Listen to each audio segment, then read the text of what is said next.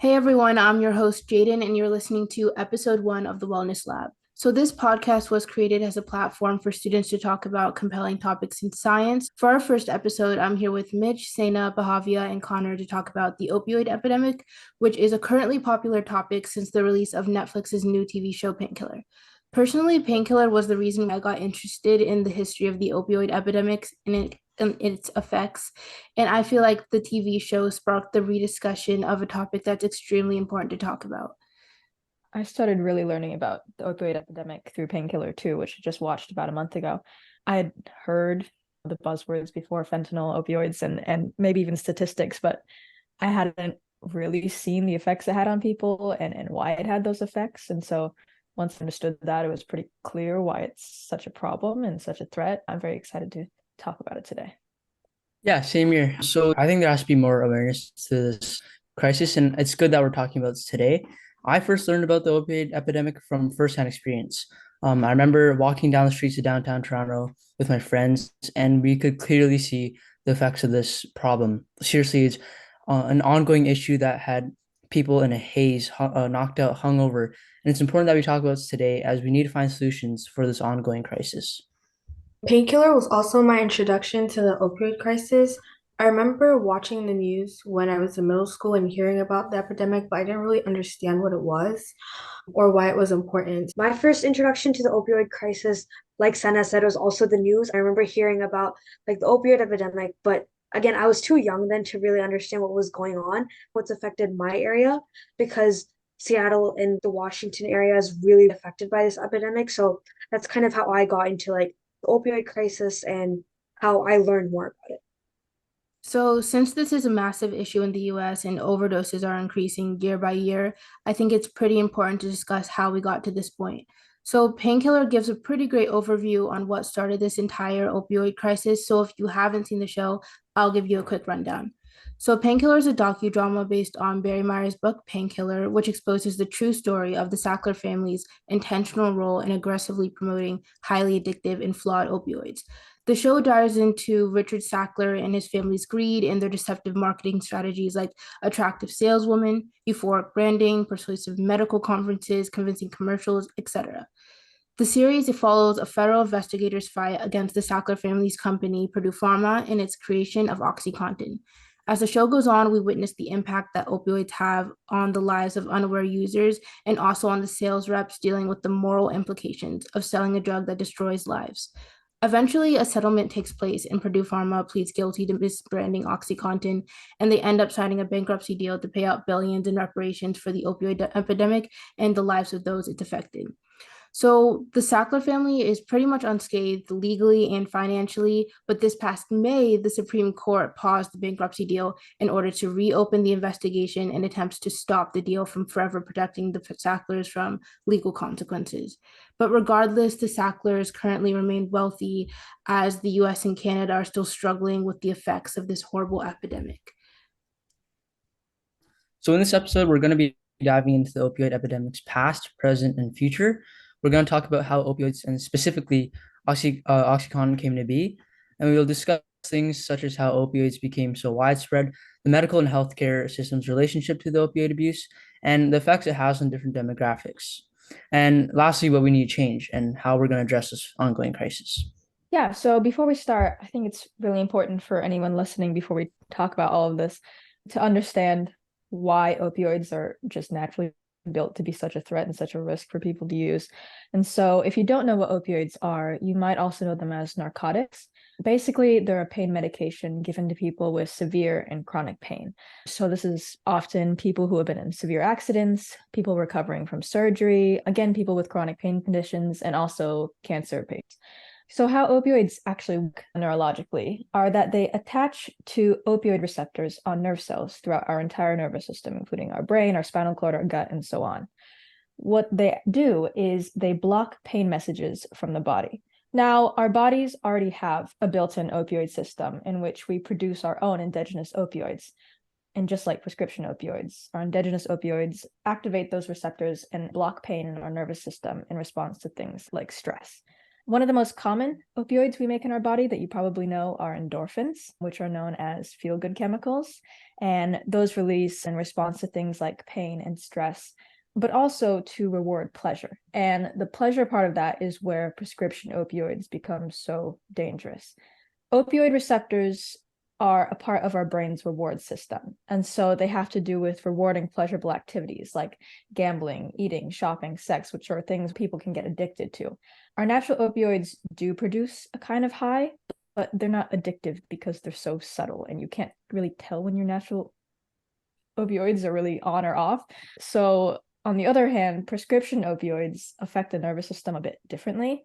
Taking prescription opioids consistently over time causes your body to slow endorphin production. So the more that you take them, less of those feel-good chemicals are activated. And then that's when people start upping their dose.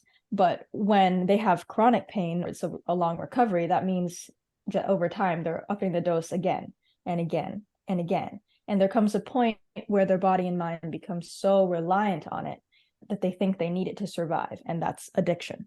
So just because their bodies feel like they need opioids to feel effects doesn't mean their bodies can handle it. And so, of course, most decent doctors don't allow them to up that prescription past a certain point. But when someone has had access to a medicine that stops their pain so effectively and makes them feel good, they're not going to want to stop taking it. And so people go to other places, other doctors, or illegal places to get more. And that's where we get so many cases of misuse and overdose. Unfortunately, stopping taking opioids isn't easy. Opioid withdrawal is very intense for a lot of people, and people quitting have to go through multiple stages of really harsh symptoms before actually losing their dependence on them.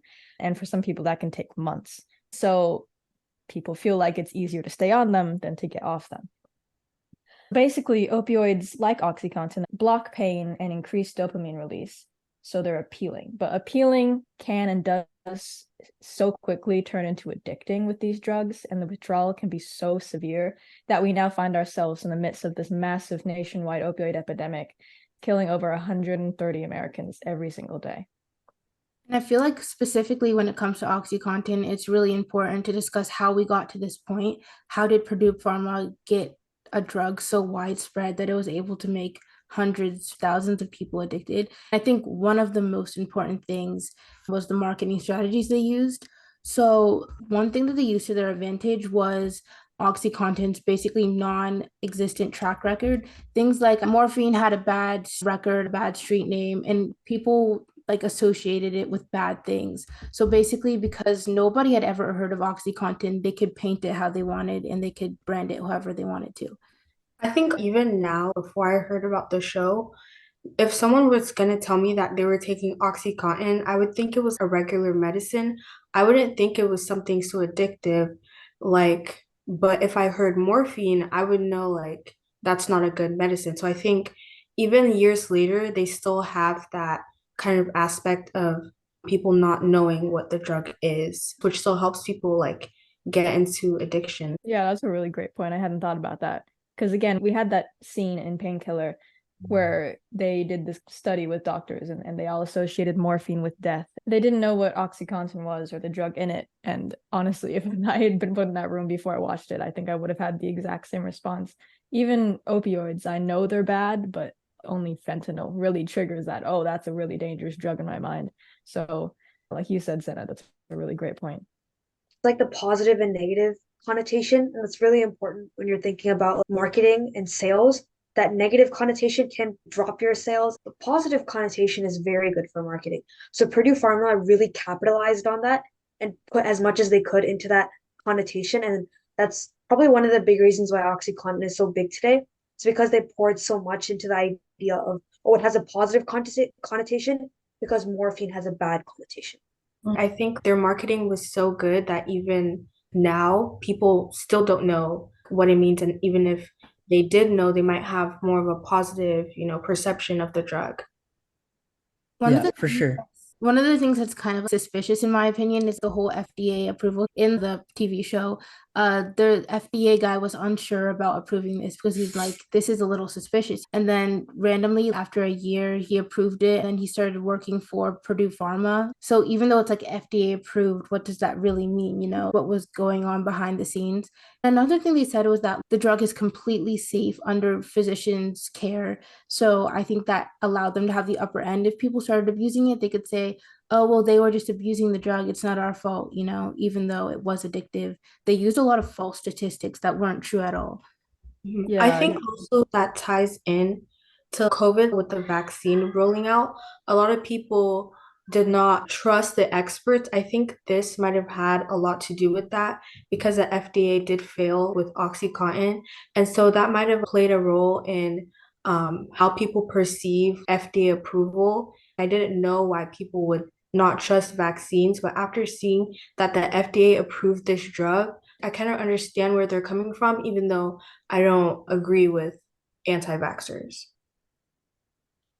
definitely. And you can see from the FDA's point of view, they have every right to approve a drug that is supposedly safe on paper when a doctor's handling it. But when it comes to something that has such big reparations, like you said, with vaccines, people are going to question the extent to which they thought through how these vaccines can affect different people in different situations. Back to what I was saying earlier, the statistics part, I'm pretty sure they latched onto this one study that was actually false, but they said that less than 1% of patients get addicted. And this was fake. It was based off of a 4-sentence letter published based on a study that was conducted only on patients where the drug was administered by their doctor. So it wasn't actually accurate. Yeah. In the show, there was this scene where they focused on the wording that they presented to the FDA. The addiction that they used sold a specific perception of the drug, but also let them get away without reparations because they didn't exactly say what everyone thought they meant. They knew what they were doing. Yeah. I think they knew that eventually there were going to be consequences and people were going to act against it, just like they had with morphine in the past. They were so smart in the way that they so quickly and so massively got it into the drug market that it couldn't be erased once Lashback came. Once they get that FDA approval, it's almost like all their credibility is there. No one will really question them about is it safe or is it not. So once they get that approval, it's almost too late to stop it. And they saw this new drug as a new opportunity to make money. That's all they really cared about. They knew it was dangerous, but they still put it out there and got the approval. I think one of the weirdest things I was thinking about when I was watching Painkiller was all the medical conventions and the advertising overall. Like, who makes a plushie for opioid? You know, it's kind of weird if you think about it. And it's like, how did people not think this is suspicious from the start? The medical conventions had doctors talking to other doctors on how they needed to up their dosages. The whole thing was a little bit cult-like, if you ask me. Yeah, but I think also from a different perspective, if you're seeing this company that's producing toys for your kids, maybe, and then taking the time out of their schedules, let's say, or hiring people to make sure they come to your town to make sure you know about their drug, I think that just establishes like a kind of personal connection with the customers and allows them to believe that this company is like set apart from the rest and they actually care about the well-being of their customers. So it might have been a way to, even after if they got caught, to have this customer base who trusts them because of that connection they built with like supply, like, you know, going to their towns to have personal connections with these people who are taking the drug and, you know, providing them with these gifts and stuff like that. Yeah. Yeah, with all this marketing, no matter how suspicious you are of it, there's an extent to which it's going to be effective when you hear all of this positive stuff about it constantly, even from credible people. They like cemented themselves into the community, the households. They cemented themselves into a part of American culture and a part of the business scene so that you can't really remove them because it seems like they've been there forever. When in reality, they just marketed so efficiently that they assimilated into the business population without people even noticing that, oh, this drug could potentially ruin the US. Yeah, in terms of their marketing, the places in which it was so obviously targeted, we can see with those medical conventions with thousands of physicians, It's, I believe, proven that they literally targeted physicians in regions with the highest rate of opioid prescriptions. So they specifically targeted people who would prescribe their drugs and get them the most money. Also, when it came to their sales reps, that were often, I think, college students, they paid them so insanely well. And it's like they developed such a successful marketing model that there was no way they weren't going to have success in getting the drug out there. So sales reps offered patients coupons, free 7 to 30-day supplies of OxyContin, and other marketing strategies they used is like the fifth vital sign, basically saying that you need to up your dosages and you need to prescribe medicine earlier. In a way, they pressured doctors into using it at these conventions, saying that like you don't really care about your patients if you're not giving them this medicine. So they kind of used that negative stigma if you didn't prescribe this medicine. Yeah. Yeah.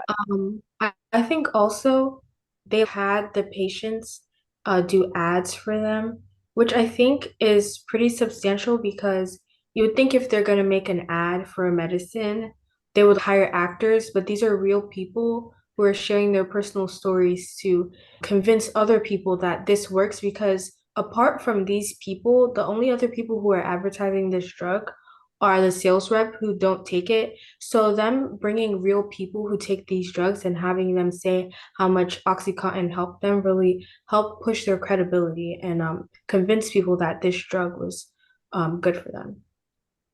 I think when this drug got out there, they started getting people to tell them their stories.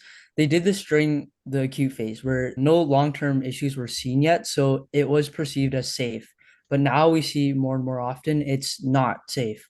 So the way that they marketed it and had the people talk about the positives where none of the negatives were there really affected like the connotation on the drug. Absolutely. So let's talk about what happened since OxyContin was released and how this has turned into the crisis that it is today. We saw only positive association with the drug, and then this just fueled the negative stigma against doctors who didn't want to prescribe it when patients were seeing it as this miracle that could absolutely help them and not have any repercussions. And so this pressured doctors to overprescribe, and that was the start of an opioid over-accessibility problem. So this brings us into our next segment of accessibility of these opioids. We're going to talk about how they've become so accessible in Canada and the US.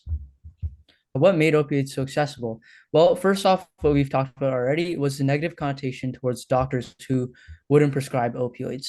People saw them as not addressing their patients' pain properly when not giving out opioids or prescribing them. So this led to a really large overprescribing epidemic all across the US. Doctors were giving opioids out like it was nothing. And mind you, opioids are a really, really strong drug. So they had definitely a negative effect. It's also influencing the younger generations. We've seen in the usage of recreational drugs, alcohol, things like that. They're all linked to one another. And we've seen the spike during this crisis. So I think the accessibility in Canada was a little different. That entire situation was different because number one, free healthcare, so it's easier to get OxyContin. Also, online pharmacies made it easier for anyone to get a drug without a prescription. Yeah, for sure. And opioids were often prescribed by polypharmacies, and that made it a really dangerous thing because oftentimes patients who are going to polypharmacies or getting multiple drugs at once, they were already addicted, and this made it worse over time. They got multiple drugs from multiple doctors, and this occurred all over Canada, which made it a serious health concern. I think it's really interesting because in some European countries, free healthcare being the reason that opioids haven't become a problem. But it's so clear that in Canada, it was just way too available in so many ways. And that was probably influenced from being next to the US too. But it's interesting. So if we're looking at OxyContin, it's already a really addictive drug, but there are other opioids like heroin and fentanyl, even more addictive. When people have been on these prescriptions for opioid addiction for so long, the concern grows, and then doctors receive backlash, and then they prescribe less. But then because these patients are already addicted to the pleasure that the opioids bring, they still need that opioid, like Mitch talked about before. We already have this huge issue with withdrawal. So then they start turning to these more illegal opioids like heroin and fentanyl. Heroin's actually more cheaper and more than OxyContin. So we'll just start using it more. And there was a massive wave of heroin-related overdoses, and heroin's popularity also grew in the US. But then fentanyl kind of came in, and it was given a chance to make its way into the illegal drug market in the US. It was also a huge thing in Canada as well, and it became an incredibly accessible synthetic opioid, like uncontrolled production of the opioid and hunger for money in like big pharma and sales on the black market. When you look at like the opioid sales on the black market, authorities can't intervene, so it just kind of blows out of control. And then there's so many long-term patients addicted to these opioids. If you think about it, long-term patients already struggling with diseases like cancer. So when you add opioid addiction into the mix, they're already struggling a lot. So it's very unfair of big pharma to take advantage of these patients because their family is already struggling so much. So to further push this issue of addiction onto them, it's just really making their life very difficult. Talking about fentanyl specifically, when it came about, or even now, it's made illicitly. So the pills are not consistent, the amount's not consistent, and you're not necessarily going to know those amounts. And so that's why we have such a problem of overdose in these two countries. And also when fentanyl came onto the drug market, even after heroin, it was not a heard of substance. It grew so quickly in popularity because it is so potent. It is about 50 to 100 times stronger than morphine. We already know morphine, it's a dangerous drug as it is. Even recently, just last year, 79% of opioid toxicity deaths involved only fentanyl and heroin.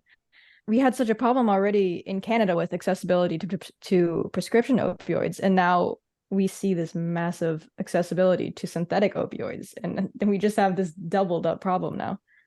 Also, you were mentioning like Europe not seeing as much of an impact with opioids because they have free healthcare.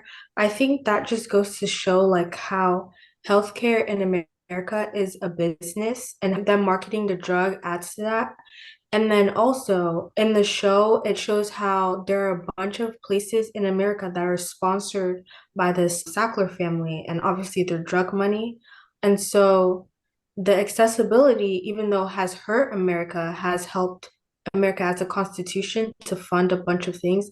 And that might also add to the reason why it's so accessible because it does, in a way, help America to run.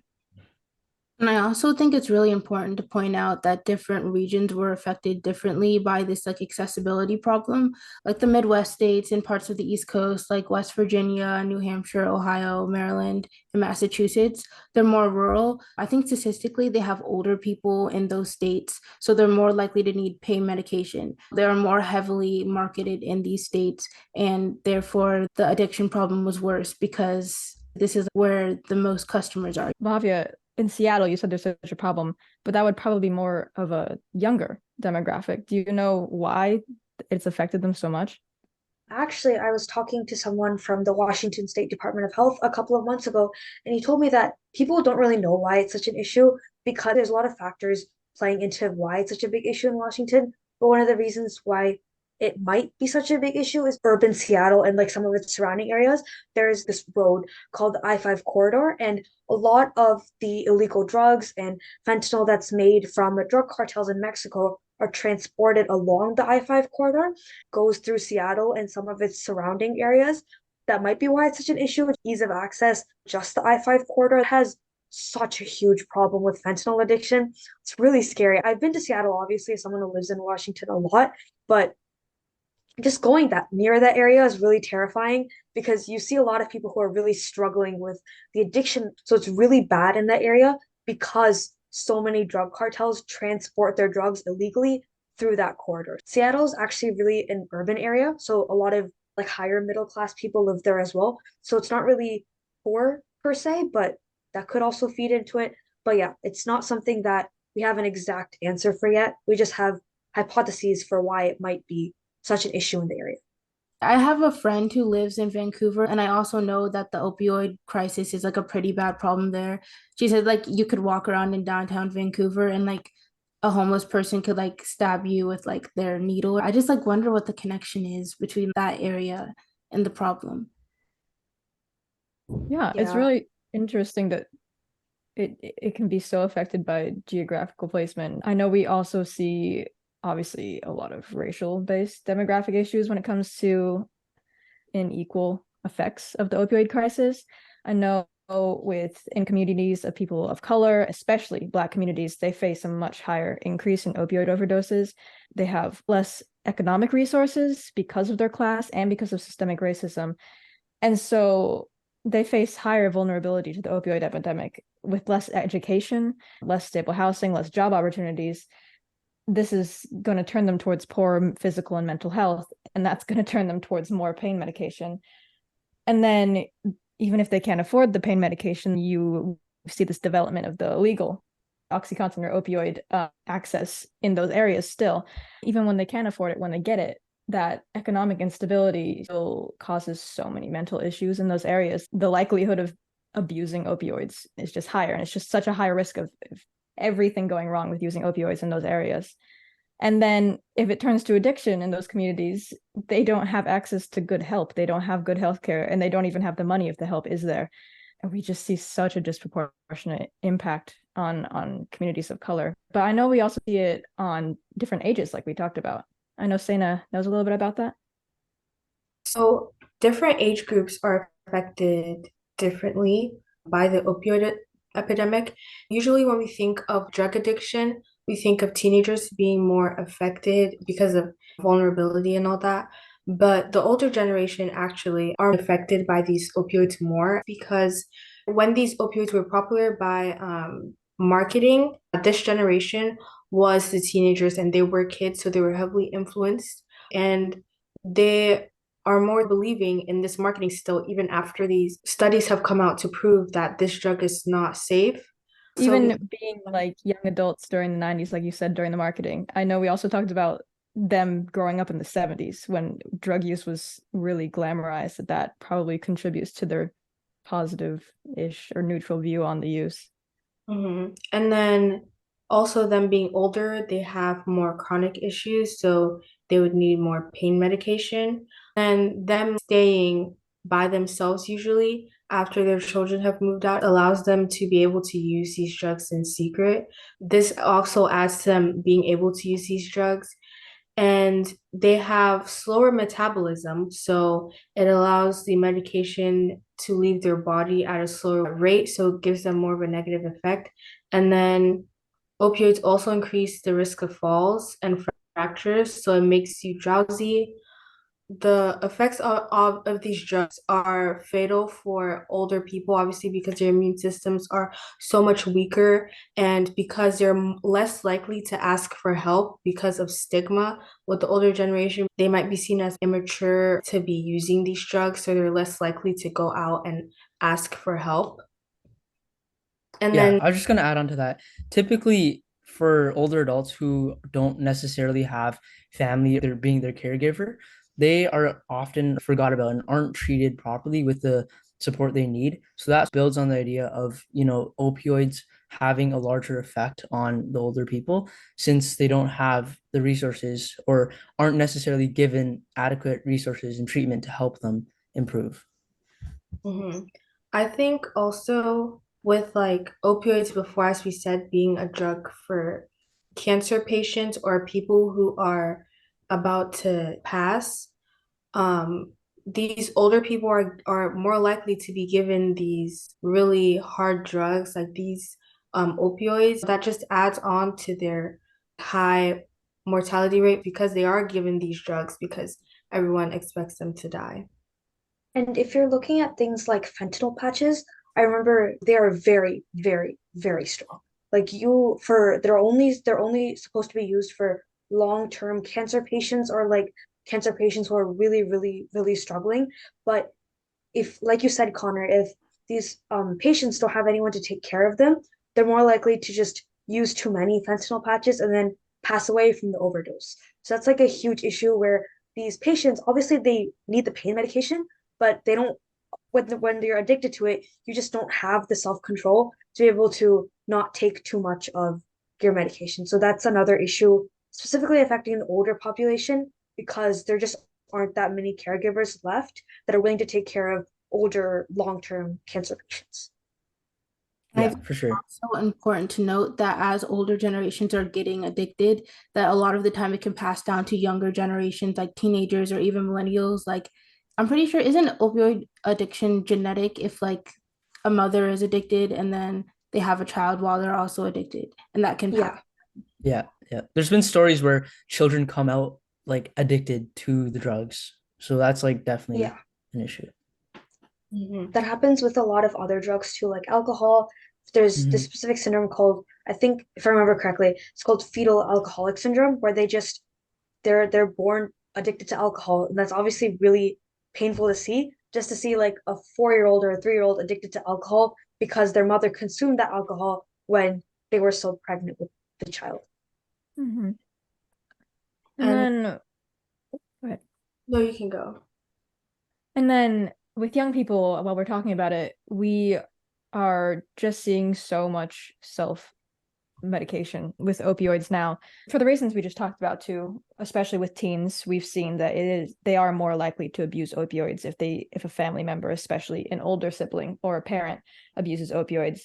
But we also know that there's a lot of mental health issues right now for teens and millennials, and that leads to a lot of self-medication for anxiety and depression. And then on top of that, we have this glamorization of drugs that were in the last decade or so that we saw in the 70s, where drug use is so romanticized and it's such a part of pop culture and music and media and TV shows. I mean, thinking about like Euphoria, like it's just so glamorized and made to be a relatable thing, and it's just caused such a problem in millennials and teens.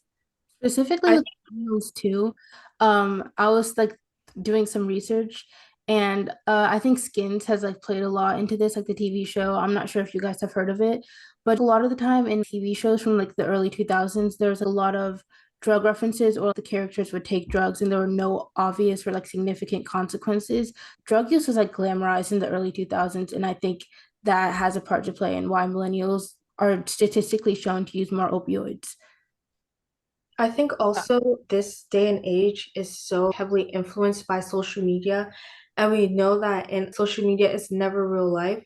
But to know that influencers that you look up to are using these drugs and on their social media pages, you never see them have any of these adverse side effects could really promote a younger person wanting to take these drugs because they're only seeing the positive and they're never seeing like the negative effects because people never want to show that side of themselves on the internet.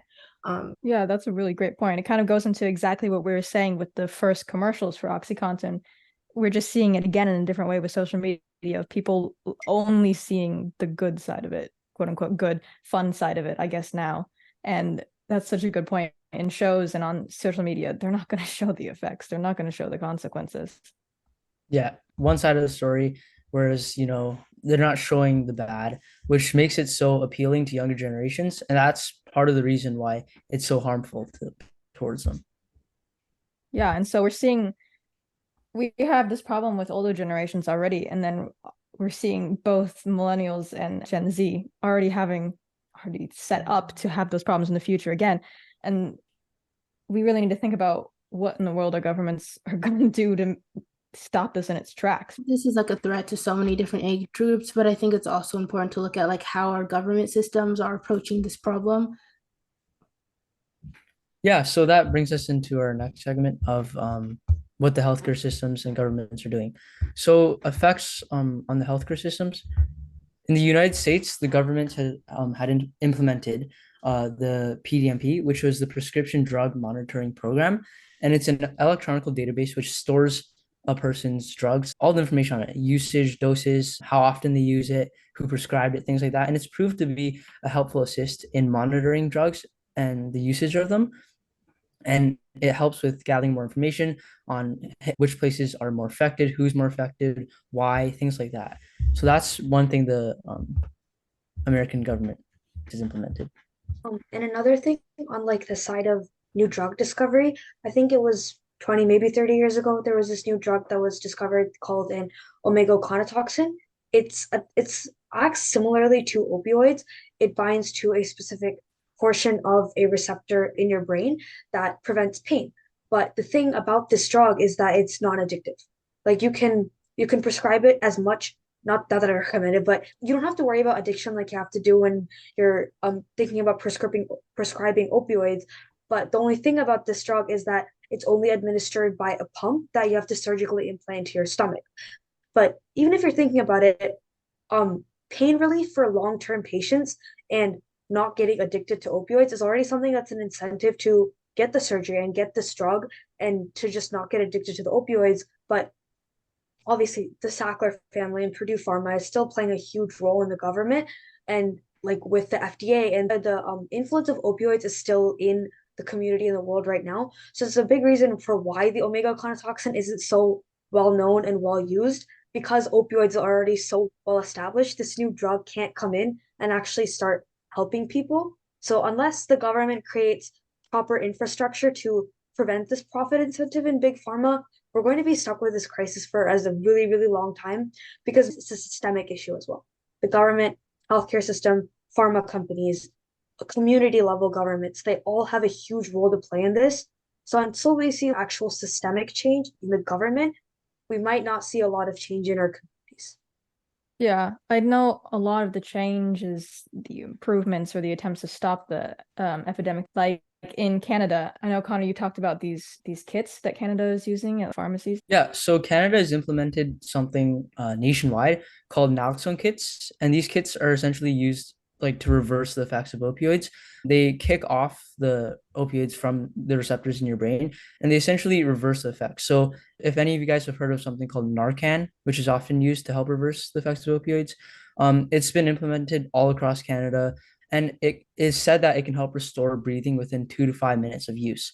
So it's definitely very effective. And more important thing is that it's free. Anyone can go to their pharmacies, their local pharmacies, and grab a naloxone kit. And it's proven to be helpful. It's reversed lots of overdoses already, and it's continuing to do so. I think that's interesting. Just like with what Bhavya said, that's more of treating the effects rather than stopping the problem. Like you said, we really need change in the systemic level. I know in the US, we have the Drug Enforcement Administration right now that's working on trying to curb legal and illegal drug use. There's also been a National Drug Take Back Day in the US, which is going on. So there's been a chance for many people to return their unused drugs to the government. And this has been an event that's held all across the US. So many places have these events going on, and it helps with just returning any unused drugs. So it's essentially not misused. And the DEA is also working towards seizing the usage of illegal drugs. So last year alone, the DEA seized over 58.3 million fentanyl laced pills. That's a crazy amount to have seized, let alone to have been manufactured. And they've also seized over 13,000 pounds of fentanyl powder, which would be equivalent to 387.9 million deaths. And just 2 milligrams of fentanyl is deadly. So the DEA is definitely working on, having that authoritative approach towards getting rid of this issue. And they've been working hard towards curbing illegal distribution and legal usage of these opioids. Yeah, and I know there are ways actually that Canada is also trying to reduce the spread and distribution of illegal drugs. I also know that they're really focusing on trying to help people to prevent them from even having to turn to opioids. I believe they've invested $200 billion into healthcare over the next 10 years, including for mental health, which, obviously is such a big problem for the younger generations. I know they're investing hundreds of millions of dollars over the next 5 years into the ongoing Canadian drugs and substances strategy. What was that again, Connor? Yeah, so essentially it's a program or plan that the Canadian government has implemented, and its goal is just to pour all that money into resources for people dealing with not just necessarily opioids, just addiction in general. And it's proven to be helpful with curbing illegal drugs and getting people back on their feet. And Canada right now is focusing more so on treating the people rather than the numbers and the usage of the drugs by providing more resources for people that should, in theory, help with the issue. Yeah, I mean, focusing on the people is obviously a great thing, and even stopping the overprescribing and obviously the illegal distribution and preventing overdose or deaths are all really amazing strategies for helping people and decreasing the effects and the long-term impacts of opioid abuse. But we also really, like Bhavya said, need to consider in our systems reducing the likelihood of people developing addiction. And I think we can really do that by actually encouraging and implementing other pain management options over opioids.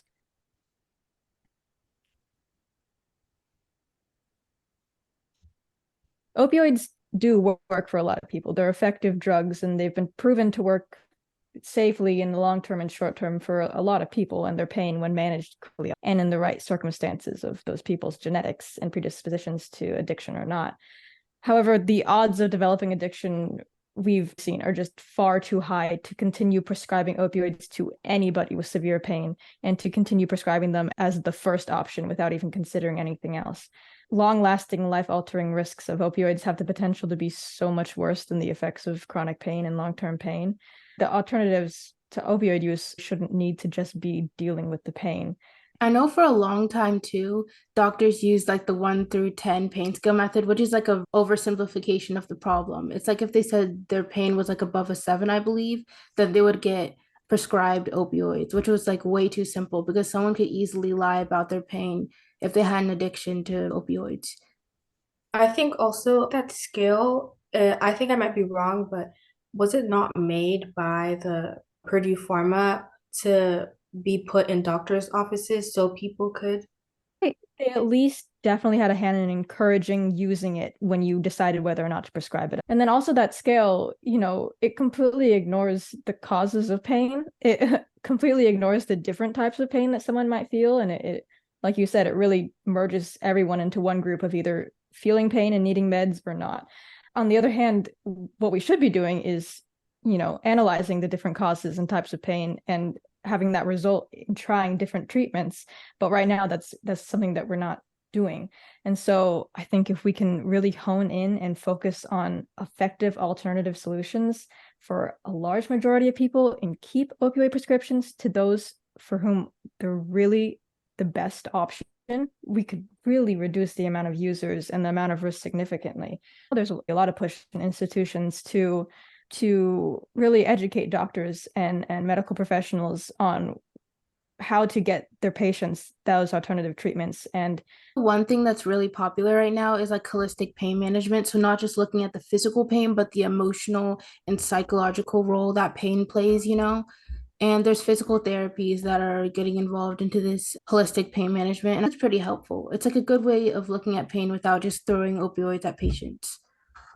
Yeah, for sure. yeah, I think if the government makes, physical therapy and more resources easily accessible for individuals, the usage of opioids will go down a lot. Because currently, physiotherapy and chiropractic care, things like that, are not government funded. So individuals have to pay for that on their own. And that's part of the reason why many people have to turn to painkillers and opioids because they don't have the necessary resources to treat their pain properly. And it's also really important to like fund research on this and looking into different alternatives because it's something that's underfunded, and that's something that they should research more and see if it's like a viable solution to the opioid crisis in pain management.